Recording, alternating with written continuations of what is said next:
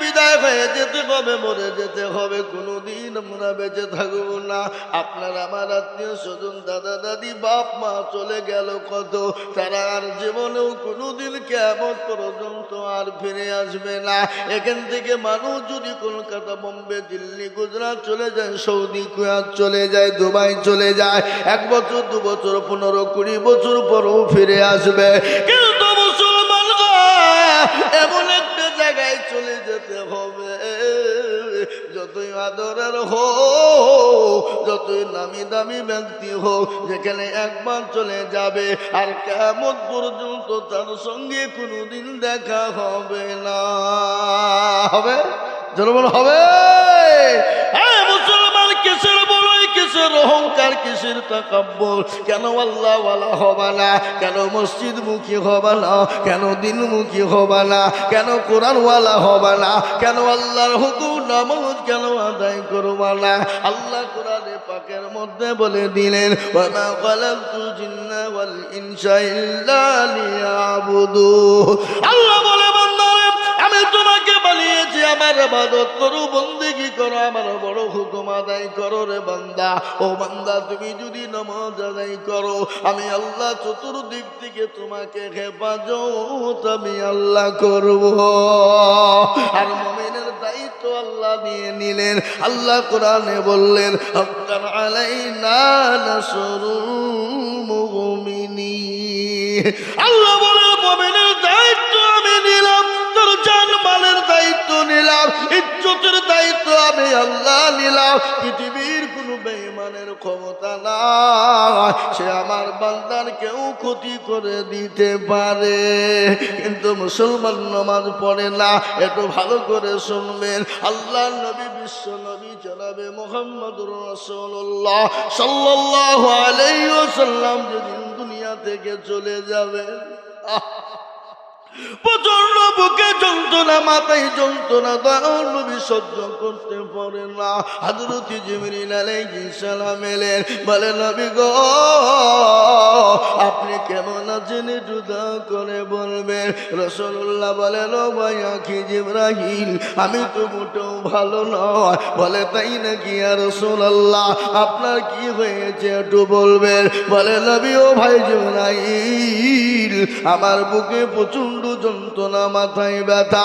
হযরত জিবরিল আলাইহিস সালাম বললেন, নবী গো আজকে আমি একজন নতুন ফেরেশতা এনেছি গো নবী, যে ফেরেশতা কারো কাছে কোনোদিন অনুমতি নেয় না। ও গো নবী, আজ আপনার কাছে নতুন ফেরেশতা এনেছি, আপনি যদি অনুমতি দেন আমি তাকে আপনার কাছে পৌঁছে দিব, নচেত আমি তাকে আপনার কাছে আসতে দেব না। রাসূলুল্লাহ বললেন, ও জিবরাইল, আমি যদি তাকে ফিরে যেতে বলি, বলে, ইয়া রাসূলুল্লাহ আপনি যদি ফিরে যেতে বলেন সঙ্গে সঙ্গে চলে যাবে, কিন্তু নবী গো আপনার সঙ্গে দেখা করতে চায়। রাসূলুল্লাহ বললেন, ভাই জিবরাইল, আজরাইলকে আমার কাছে পৌঁছে দাও। হযরত আজরাইল আলাইহিস সালাম নবীকে গিয়ে সালাম দিলেন। রাসূলুল্লাহ সালামের উত্তর দিলেন, বলে, ইয়া রাসূলুল্লাহ, নবী গো আপনি কেমন আছেন? বলে, আমি তো ভালো নই। আজরাইল বলো, কি খবর এনেছো? বলে, ইয়া রাসূলুল্লাহ আপনার যতদিন মন চাইবে আপনি দুনিয়া জমিনে থাকুন গো নবী, কেউ আপনাকে বাধা দেবে না। কিন্তু ইয়া রাসূলুল্লাহ আপনি যদি যেতে চান বড়ই ভালো হবে। বলে, কেন, কিরকম ভালো হবে? বলে, আমার আল্লাহ নবী গো আপনার দিদারে মশগুল হয়ে আছে, আপনার দিদারে পাগল হয়ে আছে। জোরে বলুন সুবহানাল্লাহ। বিশ্ব নবীর জানটা কবজ করার অনুমতি হয়ে গেল। রাসূলুল্লাহ বললেন, আজরাইল আমার জানটা কবজ করে নাও। নবীর জানটা যখন কবজ করার জন্য বুকের উপর হাতখানা আজরাইল দিয়ে দিল, রাসূলুল্লাহর 2 চোখের কোণ দিয়ে গড় গড় করে পানি ঝরে যায়। বলে, আজরাইল গো আমি নবী, আমার বুকের উপর যখন তুমি হাতটা দিলে মনে হলো উহুদ পাহাড়টা আমার বুকের উপর বসে গেল। ও গো আজরাইল, একটু বলো আমি নবী নামও যদি এত কষ্ট হয় আমার উম্মতির কি কষ্ট হবে? আজরাইল বলে ইয়া রাসূলুল্লাহ ওগো নবী আপনি শুনে নিন ছোট বাচ্চাগুলা যেমন মায়ের স্তনে দুধ খেতে খেতে খেতে খেতে খেতে ঘুমিয়ে যায় যেমনি টের পাই না ওগো নবী যারা আপনার নামাজি বান্দা হবে ওগো নবী যারা নামাজি উম্মত হবে যারা আল্লাহর হুকুম নামাজ আদায় করবে আমার আল্লাহ তাদের মৃত্যুকালে কোন রকম যন্ত্রণা পাবে না। পিঁপড়ে কামড়ালে যতটুকুন যন্ত্রণা হবে অতটুকুন যন্ত্রণা আপনার মুমিন উম্মতরা পাবে।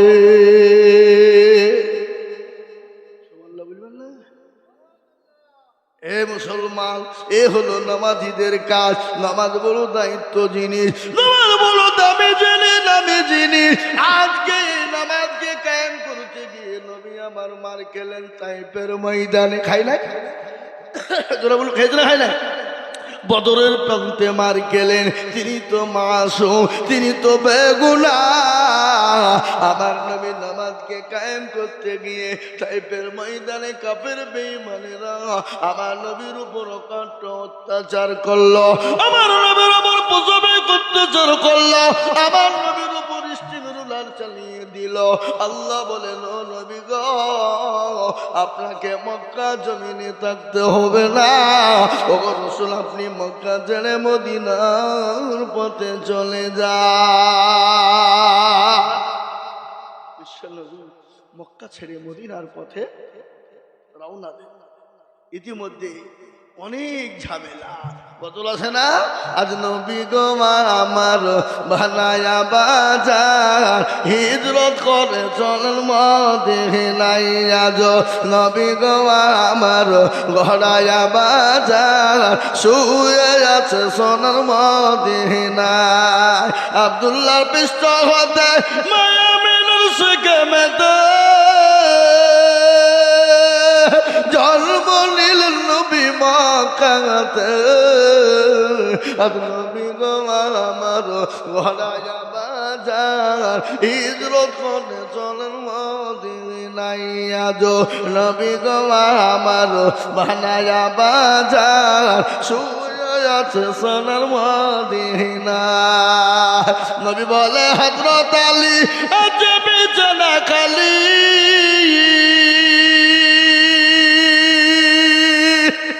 নবী বলে হযরত আলী আছে বিছানা খালি, আমার বিছানায় শুয়ে যাও। আজ নবী গো আমার গড়ায়া বাজার হিজরত করে চলেন মদিনায়। আজ নবী গো আমার বানায়া বাজার শুয়ে আছে সোনার মদিনায়। আজ উম্মতের লাগিয়া কাঁদে কাঁদিয়া বেকুল হয়ে রয়েছেন মদিনায়। আর নবী গো আমার গড়ায়া বাজার হিজরত করে চলেন মদিনায়। আজ নবী গো আমার বানায়া বাজার শুয়ে আছে সোনার মদিনায়। ওই নবীর নামে দরুদ পড়িলে, ওই নবীর নামে দরুদ পড়িলে আপনি যে দুজগুনি ভেজায়। আজ নবী গো আমার গড়ায়া বাজার হিজরত করে চলেন মদিনায়। আজ নবী গো আমার বানায়া বাজার শুয়ে আছে সোনার মদিনায়। এ মুসলমান দরদি আমার ভাইয়েরা, আল্লাহ নবী মক্কা ছেড়ে মদিনার পথে যাবেন। কাফের বেঈমানেরা আমার নবীকে ঘেরাও করে রেখেছে। নবীকে যেতে দেবে ইজ্জতের মালিককে, মারনেওয়ালাকে, জোরে বলুন, বাঁচানেওয়ালাকে। আল্লাহ যদি মারে পৃথিবীর কেউ নাই তাকে বাঁচাতে পারে, আর আল্লাহ যদি বাঁচিয়ে দেয় পৃথিবীর কারো ক্ষমতা নাই তাকে মারতে পারে। ঠিক না বেশি জোরে বলুন, কোরআন খুললেই পাবেন কুলিল্লাহুম্মা মালিকাল মুলকি তুতিল মুলকা মান তাশা ওয়া তানজিবুল মুলকা মিম্মান تشاء وتعز من تشاء وتجل من تشاء وبيدك الخير إنك على كل شيء قدير الله قرآن তার প্রমাণ দিলেন কোরআন তার প্রমাণ দিয়ে বললেন কবিও বর্ণনা করে বলেছেন রজ্জমান সিংহাসন সবই করি দান সাহান সাহি কেড়ে নিয়ে ফকির বানান বাচ্চাকে ফকির করে এ বুড়কে করে দান আর ভাঙা গড়ার পৃথিবীতে এই তো তার কাম কত হাজার টাকা কত জনে লয় সারাদিন কেটে কেউ বানাহারে রায় কেউ হাজার টাকা পাইবি না মাগি না আর কেউ বা ঘোড়ার গাছ কাটে পেটে ভাতে দরদি মুসলমান বিশ্ব নবীকে বেড়ে দিবে যেতে দিবে না আর আল্লাহ বলেন নবী আপনি ঘাবড়ে যাবেন না ওগো রাসূলুল্লাহ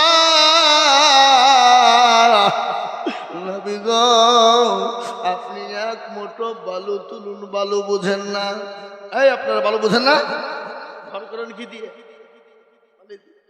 ওগো নবী আপনি এক মুঠো বালি তুলুন রাসূল গো বালি তুলে আপনি তাশাহুদ পড়ে কাফেরদের মাথাতে আপনি ছিটিয়ে দিবেন ওগো নবী তাদের চোখ গলা বন্ধ হয়ে যাবে আর আপনি তাদের কাতের পাজর দিয়ে চলে যাবেন গো নবী আল্লাহ কোরআনে বললেন ওয়া মা রামাইতা ইয রামাইতা ওয়ালাকিন্নাল্লাহ রামা নবী গো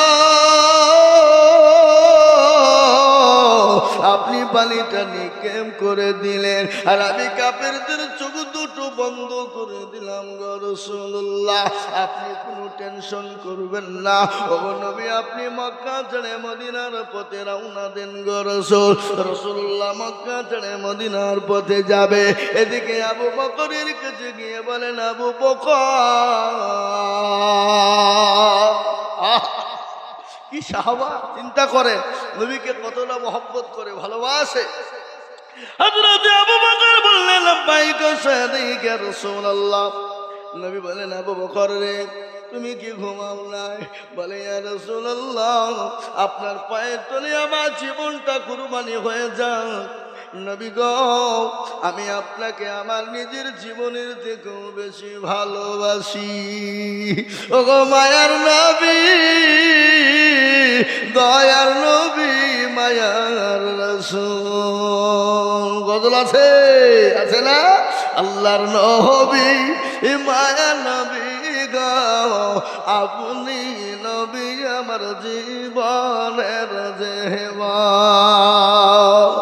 আল্লাহর নবী মায়া নবী গো আপনি নবী আমার জীবনের জীবন আপনি আমার জীবন সাথী অন্ধকার খবরের বাতি আপনি হইলেন নিরুদুনিয়ার ধন আল্লাহর নবী মায়া নবী গো আপনি নবী আমার জীবনের জীবন আপনি রাহমাতাল লিল আলামিন আপনি উম্মতের জামিন আপনি হইলেন গুনাহগার উম্মতের আপনজন আল্লাহর নবী মায়া নবী গো আপনি নবী আমার জীবনের জীবন দেখিয়া আপনার মজেজা ভাগবতী হলেন খাদিজা সৌপা দিলেন জীবন যৌবন অজমালো জানো যাচ্ছিল আপনাকে সৌপা আপনাকে বানাইল আপনজন। আল্লাহর নবী হে মায়া নবী গো, আপনি নবী আমার জীবনের জীবন। আল্লাহ নবী হযরত আবু বকরকে ডাকলেন। আবু বকর বলেন লাব্বাইক সাদিক ইয়া রাসূলুল্লাহ। রাসূল বললেন আবু বকর তুমি কি ঘুমাও না? ইয়া রাসূলুল্লাহ আল্লাহর কসম করে বলি যার কবজায় আমার জীবন গো নবী, আপনি যেদিন থেকে বলেছেন আবু বকর তুমি রেডি দেখো, আল্লাহর কসম আমি সেদিন থেকে একটা মিনিটের জন্য আমি বিছানাতে ঘুমাই নাই গো নবী। কখন এসে নবী ডাকবে, হয়তো আমি ঘুমিয়ে যাব, চেতন পাবো না, ডাকবে রসুল কষ্ট পাবে। নবী গো আমি ততদিন ধরে এই জায়গায় দাঁড়িয়ে রয়েছি, আমার রাসূলুল্লাহ কখন এসে আমাকে ডাক দিবে? আল্লাহ নবীকে নিজের জীবনের দিকে বেশি ভালোবাসতেন সাহাবারা। হাদিসের মধ্যে নবীজি বলেছেন রে বাবা, আল্লাহু আল্লাহু আল্লাহু আল্লাহু লা ইউমিনু আহাদুকুম হাত্তা আকুনা আহাব্বা ইলাইহি মিন ওয়ালিদিহি ওয়া ওয়ালাদিহি ওয়ান নাসি আজমাইন। আল্লাহ নবী বলেছেন আল্লাহর কসম, আল্লাহর কসম, আল্লাহর কসম, অতক্ষণ পর্যন্ত সে মুমিন হবে না, অতক্ষণ পর্যন্ত পরহেজগার হবে না, অতক্ষণ পর্যন্ত দিনদার হবে না, অতক্ষণ পর্যন্ত মুত্তাকিন হবে না, অতক্ষণ পর্যন্ত আল্লাহ ওয়ালা হবে না, যতক্ষণ পর্যন্ত নিজের জীবনের থেকে আল্লাহ তার রাসূলকে না ভালোবাসবে। আজ আমরা বলবো আমরা ইনশাআল্লাহ হুজুর গো যতদিন পৃথিবীর জমিনে থাকবো আল্লাহ তার রাসূলকে নিজের জীবনের থেকে বেশি ভালোবাসবো। একবার হাতটা উঁচু করে দিয়ে আমার আল্লাহকে দেখিয়ে দিয়ে বলুন ইনশাআল্লাহ। অনেকে তুলল না, ওরা বুঝতে পারে না, ইচ্ছে করে তুলেনি আল্লাহ জানে। পায় মদর উপরে যে তুলল সে জিতল, আর যে তুলল না কি বলেন আপনারা হেরে গেল। যারা তুলে দিল তারা জিতে গেল, আর যারা তুলল না তারা হেরে গেল। ওরা মনে করছে মৌলবি দেখতে পাবে না, কিন্তু না রে বাবা না, যেটা কেউ দেখে না সেটা দেখেন কে? জোরে বলুন। কিন্তু মদনপুরের লোক তো চালাক, বদনাই করিয়ে পানি নিয়ে মাঠে গেছে কি করতে? জোরে বলেন। পায়খানা করতে, পায়খানা করে পানি খরচ করতে গিয়ে দেখছে বদনা ফুলতো, পানি সব পড়ে গেছে।